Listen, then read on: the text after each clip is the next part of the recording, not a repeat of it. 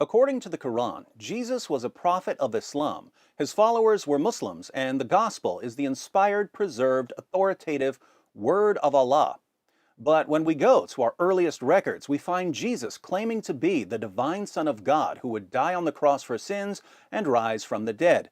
Jesus' followers proclaimed him as their risen Lord. The gospel that Christians have been reading for nearly 2,000 years tells us that anyone who claims to be a prophet but rejects Jesus' death, resurrection, and deity is a false prophet and an antichrist.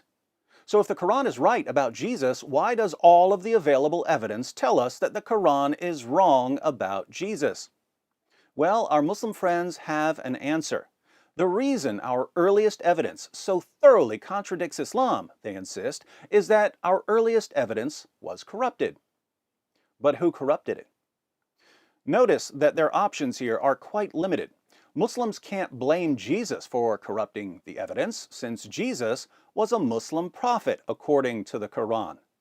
Nor can they blame Jesus' original disciples for corrupting the evidence, since Jesus' original disciples were devout Muslims, according to the Quran.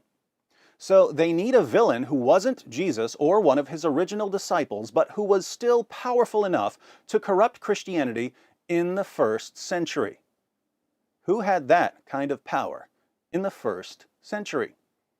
The only name that Muslims have been able to come up with here is Paul. So if you've ever wondered why Muslims spend so much time attacking Paul, it's not because Paul is somehow especially untrustworthy or controversial. It's because they have no one else to blame for Muhammad's abundant historical blunders. But there's a problem here. It only makes sense to blame Paul for all of the evidence that contradicts Muhammad's claims if Muhammad is significantly more reliable than Paul.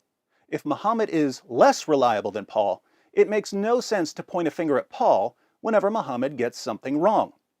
In other words, if I catch person A making numerous false statements, and I ask him how I can trust him when he's making so many false statements, and he says, it's person B's fault, he corrupted all of the evidence and made my statements seem false, but person B turns out to be far more trustworthy than person A, it becomes impossible to take person A seriously. So the question we should be asking is this: whose claims about Jesus are more reliable, Paul's or Muhammad's? In this series, I'm going to offer a few reasons to trust what Paul says about Jesus over what Muhammad says about Jesus. And when I say a few reasons, I mean 25 of them.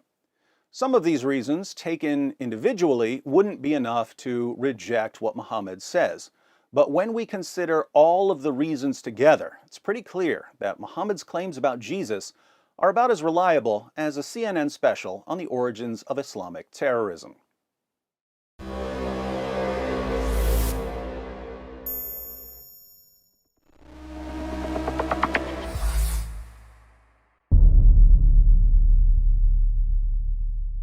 Hi everyone, thanks for watching. In case you stumbled upon this video while browsing or searching, I wanted to let you know that it's part of a series comparing Paul and Muhammad. So if you'd like to see the full series, be sure to click on the playlist. If you're already in the playlist, you're about to see that we have much earlier records for Paul's life than for Muhammad's life.